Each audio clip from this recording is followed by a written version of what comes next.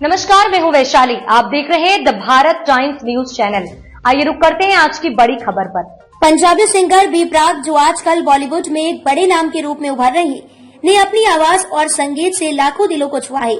उनकी जबरदस्त गायकी और शानदार गानों के कारण उनके फैन फॉलोइंग दिन पर दिन बढ़ती जा रही है। उनके और गीतकार जानी की जोड़ी ने बॉलीवुड में कई सुपरहिट गाने दिए हैं। हालांकि बी प्राक की जिंदगी सफलता और नाम के बावजूद उतनी आसान नहीं रही है। उन्होंने अपने जीवन में कई कठिनाइयों का सामना किया, जिनमें सबसे बड़ा दुख अपने छोटे बेटे की मौत का था, जिसे उन्होंने हाल ही में एक पॉडकास्ट में साझा किया। बी प्राक की जिंदगी में आई मुश्किलें। हाल ही में शुभंकर मिश्रा के साथ एक पॉडकास्ट में भी प्राक ने अपनी जिंदगी की मुश्किल दौर के बारे में बात की। उन्होंने बताया कि कैसे 2021 में पहले उनके चाचा का निधन हुआ और फिर कुछ महीने बाद उनके पिता भी उन्हें छोड़कर चले गए। इन दो बड़े हादसों में वह जैसे तैसे उबर पाए थे, लेकिन 2022 में उनका सबसे बड़ा दुख सामने आया। बी प्राक ने बताया कि उन्होंने अपने छोटे बेटे को जन्म के महज 3 दिन बाद खो दिया। यह घटना उनके लिए सबसे कठिन थी और उस वक्त के दर्द को वह कभी नहीं भूल सकते। बेटे की मौत की खबर पत्नी को देना था सबसे कठिन।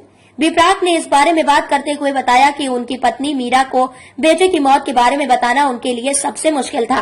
उन्होंने कहा, मैं नहीं समझ पा रहा था कि मीरा को यह कैसे समझाऊं।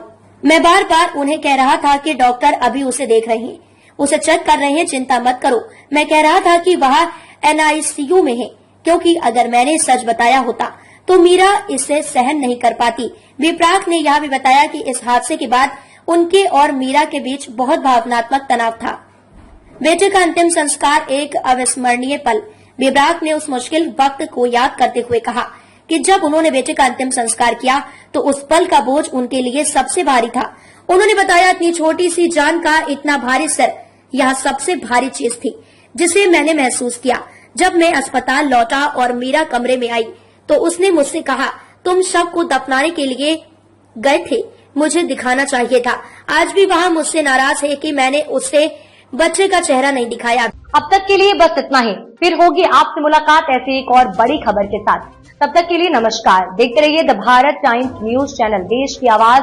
ऐसे ही लेटेस्ट अपडेट्स के लिए हमारे चैनल को सब्सक्राइब करें और तुरंत नोटिफिकेशन पाने के लिए बेल आइकन प्रेस करना ना भूलें। यदि आप हमें फेसबुक के माध्यम से देख रहे हैं तो हमारे पेज को जरूर फॉलो करें। धन्यवाद।